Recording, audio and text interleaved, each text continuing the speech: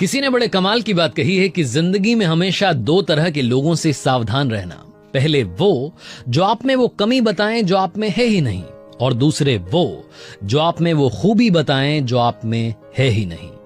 Hi guys, मेरा नाम है आरजे कार्तिक। एक छोटी सी कहानी आपके लिए। ये कहानी एक राजा की, एक राजा जिसके कोई संतान नहीं थी, राज्य को कोई उत्तराधिकारी नहीं दे पाया था। समस्या ये थी कि उसकी उम्र हो चली थी, बूढ़ा हो चला था, और अब जरूरत थी कि अगले राजा का नाम अनाउंस किया जाए।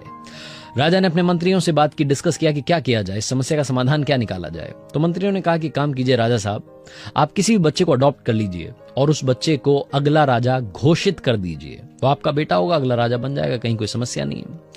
कुछ विद्वानों से डिस्कस किया तो उन्होंने कहा कि काम क्यों नहीं करते, आपके पास में इतने बुद्धिमान मंत्री हैं, उनमें से किसी एक को चुन लीजिए जो सबसे अच्छा, सबसे बुद्धिमान है, सबसे ज्यादा पसंद है आपको, उस एक को चुन लीजिए और उसे अगला राजा अनाउंस कर दीजिए। राजा को लेकिन ये सजेशंस पसंद नहीं आ रहे थे।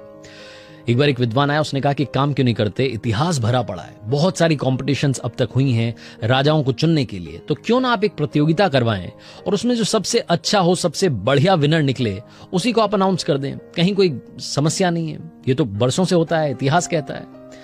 राजा को थोड़ा सा आइडिया जम गया, उसने कहा कि काम करते हैं, कॉम्पिटिशन तो नहीं करेंगे लेकिन इंटरव्यू रखते हैं, मैं पर्सनली सबसे एक एक करके मिलूंगा, मेरे कुछ सवाल होंगे, उनके वो जवाब देंगे, और अगर मुझे वो ठीक लग गए तो उनमें से जो सबसे अच्छा लगेगा उसे राजा अनाउंस कर दूंगा।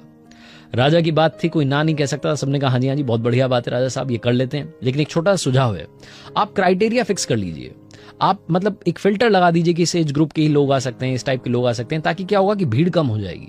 राजा ने कहा कि नहीं, मेरे पास में बहुत वक्त है, मैं दिन भर अब यही करूंगा, मुझे अगला राजा चुनना है, आप चिंता मत कीजिए, बस अनाउंस करवा दीजिए, पूरे राज्य में घोषणा करवाइए कि कोई भी आकर के इंटरव्यू दे सकता है।